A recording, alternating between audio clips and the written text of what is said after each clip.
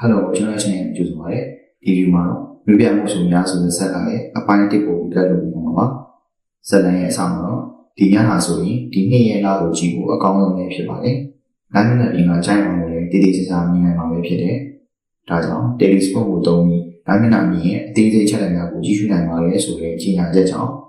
ခေါင်းမိုးမှာလာကိုကောင်းလေးကကြည့်နေတော့လာပေါ်ကငတ်ပြတစ်ပါးကိုမြင်ပြီးကောင်းလေးကမျက်စိကန်းသွားခဲ့ပါတယ်။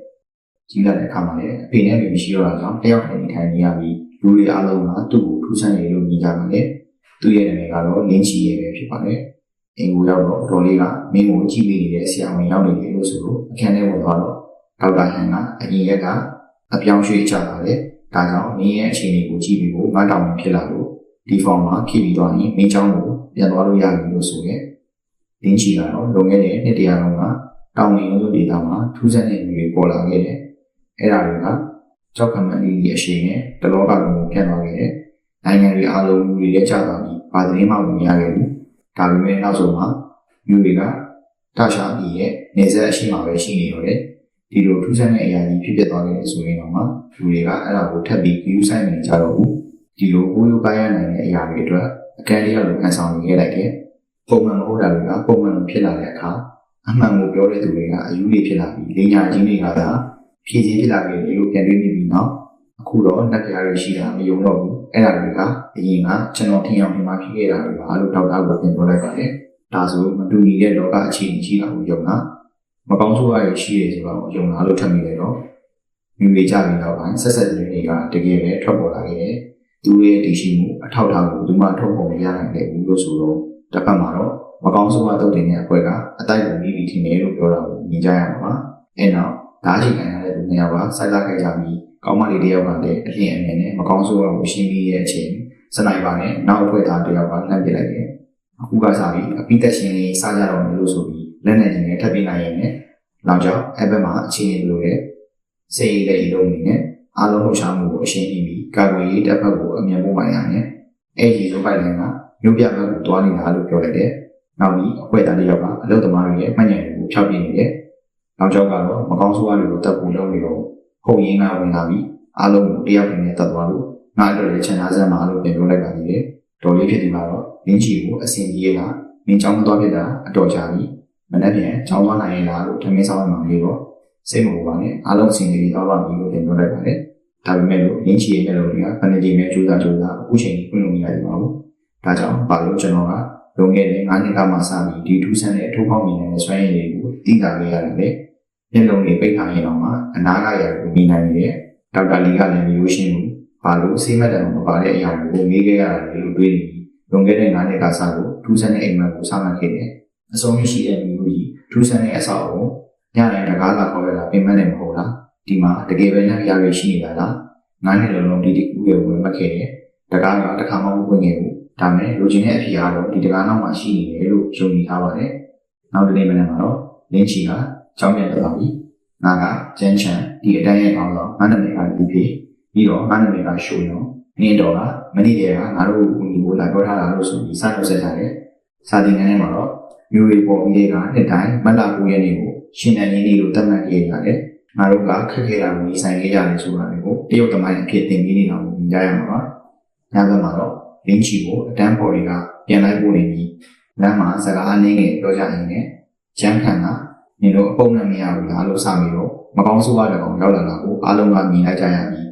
တစ်ဖက်မှာလည်းတရင်မျက်နှာနဲ့ကောင်ကိုချီရခံပြီးတဲ့ချက်ချင်းအဟံအထာကိုတိဆောက်လိုက်လို့အခွက်ကောင်ကတင်ခံပြီးတဲ့နောက်ကျောက်လည်းချက်ချင်းထွက်လာပြီးကျောင်းသားတွေကပြေးကုန်ကြတဲ့အချိန်မှာလင်းကြီးကမကောင်းဆိုးရကိုတားလာပြီးအခြားနေရာကိုမြားပေါ်သွားတယ်ဦးကျဲလေးဟာနဲ့ခွင်တရင်မျက်နှာကောင်ကိုရှင်းလင်းရေးဆိုတဲ့လုပ်ငန်းကိုတစ်ဖက်မှာလည်းဆက်လုပ်ကြပါတယ်လင်းကြီးကတော့အရင်ကနောက်လူတွေကအယူလို့ထင်နေကြတယ်အခုတော့ဒီကောင်တွေတကယ်ထွက်လာကြပြီဆိုပြီးတိုက်ခိုက်တာကိုဥပဒေကြီးနဲ့စပြီးတော့ပြန်တိုက်ခိုက်တယ်တိုက်ခိုက်နေတော့မှပဲအိမ်မက်တွေကတကားကဖွင့်ဖို့စဖြစ်လာခဲ့ပါပြီ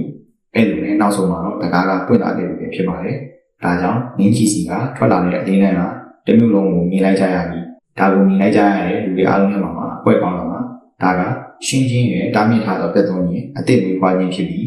ဒါကအရန်အားပြတဲ့ကောင်မျိုးကြီးအလေးမထားခြင်းစွမ်းအားပြခြင်းပြီးတော့လက်ဖျားအမှန်3 3 3လက်ဖျားတွေလည်းပြင်ရင်မိကြလေဒါကသူ့ရဲ့လက်တမန်တော့ဒီလောကရဲ့ရောက်လာခဲ့ပြီလို့အခွက်ကောင်ကပြောလိုက်ပါတယ် ဒါကြောင့်လင်းကြီးရဲ့မျက်စိနဲ့ပွင့်သွားပြီးတော့လင်းကြီးရဲ့ကမိတ်ဆန်နှကောင်ကိုအသာလေးတက်လိုက်ပါပြီနောက်ထပ်တစ်ကောင်ပြီးတစ်ကောင်ကိုလည်းစောက်ရမ်းပိုင်းရဲ့အထာတွေနဲ့တိုက်ခိုက်နေတော့ဗဇက်ထဲမှာစီးလေးကိုက်တဲ့ရတာနဲ့လောင်ကျောက်ကဝင်လာပြီးဓာတ်နဲ့ခုတ်ပြတဲ့အချက်ပေါင်းများစွာခုတ်ရင်းနဲ့ခေါင်းကိုဖြတ်လိုက်ပြီးနောက်ခုနကမိုက်ရလာလို့ထားကြစီးလေးကိုတောက်နေတယ်လင်းကြီးရဲ့ကိုပေးလိုက်ပါတယ်ဟုတ်ကဲ့ပါခင်ဗျာအပိုင်းတက်ကတော့ဒီလောက်ပဲဖြစ်ပါတယ်ခင်ဗျာ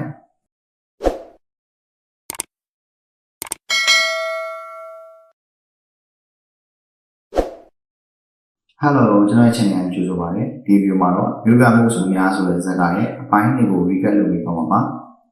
အပိုင်း2ရဲ့အစမှာတော့အခုလေးနေနတ်ပြားဓမ္မတော်အသက်တရားပေါ်ထွက်လာတယ်အဲ့ဒါကမိကြလေးရဲ့ဓမ္မတော်ဖြစ်တယ်သူ့ကိုတွေ့အောင်ရှာပြီးတော့အကောင်းပကတိတိုင်းခေါ်လာတယ်လို့ပြောလိုက်တာကိုစမြင်ကြရမှာပါအိမ်မြင်ရတာတော့အခုရဲ့နတ်ပြားတို့ရောလို့ပြီးတော့ခလုတ်တိုင်းရင်ကြားကြံနေတာဒီနေ့ဒီမှန်လို့ငါအိမ်နေတော့မယ်လို့ပြောလိုက်တယ်အခုဆိုအိမ်မက်တွေကတကားကပွင့်သွားလို့လင်းကြီးကစပြီးတော့ဝင်လာပါပြီ။နောက်ဝင်ရင်တို့ကိုရောက်လာပြီးတော့ဒါကစိတ်ချမ်းသာရေးစီးရင်ကိုရောက်လာတဲ့ခံစားချက်နဲ့တူတယ်။အပြင်ရှင်တွေကအစားအကုန်တူတယ်။ဒါပေမဲ့ဒီနေရာကမတူတော့ဘူးဆိုပြီးတကားတွေကိုတစ်ခုပြီးတစ်ခုလိုက်ဖွင့်ကြည့်တဲ့အခါမှာသူနဲ့ကိုက်နေတဲ့တကားမှသာပွင့်လာပြီးအထဲမှာရှီဂရိတန်နာကြီးကဖန်ဆင်းရှင်နတ်ဗျာ၅ပါးတွေကတပါအမှောင်ရဲ့နတ်ဗျာမှာနတ်ဗျာတွေရဲ့မိခင်ကိုလည်းခေါ်တယ်ဒီခဲစစ်ပုံစံနဲ့သူ့ကိုစတွေ့လိုက်ရပြီးနောက်ဆုံးတော့မင်းကိုရှာတွေ့ခဲ့ပြီးငါရဲ့ကလေးလေးဆိုပြီးစိတ်မနှက်တဲ့ပုံစံကိုတွေ့လိုက်ရတယ်။နောက်နေ့မှာတော့လောင်ကျောက်ကကျောင်းမှာသွားဆောင်နေပြီးစုပ်ပြက်နေတဲ့ပုံစံတစ်ခုနဲ့သူများတွေကိုလိုက်ပြီးမြင်နေတယ်။လင်းကြီးကတော့သူမြင်ခဲ့တဲ့ဒီခဲစစ်ကိုကုသပြီးကိုကြိုးစားနေပြီးကုသမှုဖြစ်စဉ်300ခန့်ထိရောက်မှုဖြစ်သွားတော့စုလက်ခံရရှိဒီခဲစစ်ရဲ့နတ်ဗျာဆွမ်းရည်တွေကကြာလွန်ရေးချင်ပြီးတစ်ချိန်ရလိုက်လို့အမှောင်ရမှာမင်းရဲ့အရှိန်ခွန်အားကြံ့နိုင်မှုတန်ခိုင်နိုင်မှုတွေရောပုံမှန်ထက်၅ဆပိုမိမယ်အမှောင်ရမှာအခြားသောသတ္တဝါတွေအတွက်ပိုဆွမ်းအားထက်မယ်အခြားသောတိရစ္ဆာန်တွေနဲ့ဆက်သွယ်နိုင်တဲ့စွမ်းရည်တွေရနိုင်တယ်အမှောင်ရတွေမှာမင်းကနှစ်ယောက်မရှိနိုင်တဲ့ဘယင်တစ်ပါးဖြစ်လာလိမ့်မယ်ဆိုတဲ့စုတစ်ခုကိုရပါပါတယ်ဒီတိုင်းသာဆိုရင်အဲ့ဒီမှာစုစုပေါင်းအနက်တရား6ပါးရှိရဲ့သူတို့ရဲ့ယောဂါကိုကုသပေးရုံနဲ့သူတို့ရဲ့စွမ်းရည်တွေကိုငါလေးလာနိုင်တယ်ဒါဆိုဒုတိယတကားကဘယ်အချိန်မှပွင့်လာနိုင်မလဲလို့ရင်းကြီးကထိုင်စဉ်းစားနေရင်ရင်းတို့တစ်ကောင်တော့လိုက်သွားတဲ့အချိန်မှာတော့မိစ္ဆာတွေထည့်ထားတဲ့ကားကိုစမြင်ရတယ်။ကားတွေကထွက်လာတဲ့မိစ္ဆာတွေကိုတစ်ကောင်ပြီးတစ်ကောင်ကိုတန်ကြောင်းနဲ့အသာလေးထိုးလိုက်ရိုက်နေတိုက်ခိုက်နေရင်ပုံများလာတဲ့အချိန်မှာတော့အလင်းအမြင်နဲ့ကိုဒိန်နာဘုံကိုတက်လိုက်ပြီးအရှိန်အဟုန်နဲ့တက်ဖြတ်လိုက်တယ်။မြန်ဆန်တဲ့အရှိန်အဟုန်နဲ့တိုက်ခိုက်နေတော့လူသားတစ်ယောက်ကပါတိုက်ခိုက်လာလို့အရှိန်အဟုန်ကိုထပ်သုံးပြီးအားလုံးကိုပွဲသိမ်းလိုက်ပါတယ်။အပြန်လမ်းမှာတော့နောင်ကျောင်းနဲ့တွေ့ပြီး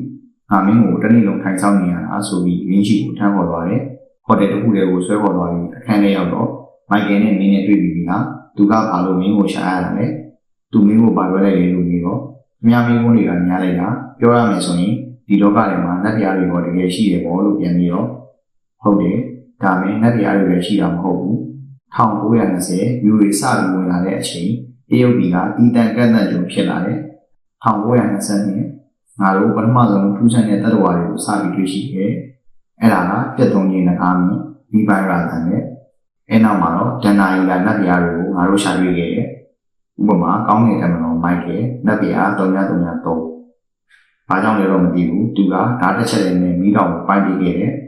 အထဲမှာနောက်ထပ်ချိတ်ပိတ်ခံရတဲ့နတ်ဗျာရှိနေတယ်နံပါတ်3334လူစီပါပဲနှစ်ပေါင်း100တွင်ငါတို့တွေနတ်ဗျာရာနဲ့ရှိပြီးရှာတွေ့ခဲ့တယ်ဒဏ္ဍာရီတစ်ခုလုံးကုန်လို့မတက်ပဲဒါပေမဲ့တစ်ခုကငါတို့တရှားပြီးရဲ့နတ်ဗျာတွေကိုတယောက်မှရှာမတွေ့နိုင်ခဲ့ဘူးဖူရှင်ချမ်းအားလန်စုံမှုကိုစတဲ့တရှားပြီးရဲ့နတ်ဗျာတွေတော့ဘယ်လိုစနစ်တွေနဲ့သွားတယ်မသိကြဘူးတရုတ်ပြည်ရဲ့နတ်ဗျာတွေကြောက်ွယ်ကုန်ရတာဟာလူတွေကိုဝိုင်းလို့သွားခဲ့တာနဲ့ဆက်ဆက်နေတယ်ဖြစ်နေဒါပေမဲ့ငါတို့လွန်ခဲ့တဲ့ရက်ပိုင်းကတိလိုက်တာရှိတယ်မကြခင်အနောက်နတ်ဗျာတွေငါတို့တရှားပြီးရင်စစ်ပွဲစတင်လာတော့မယ်လို့တောင်ကျောက်ကရှင်းပြလိုက်ပါတယ်ဟုတ်ကဲ့ပါခင်ဗျာအပိုင်းလေးကတော့ဒီလောက်ပဲဖြစ်ပါတယ်ခင်ဗျာ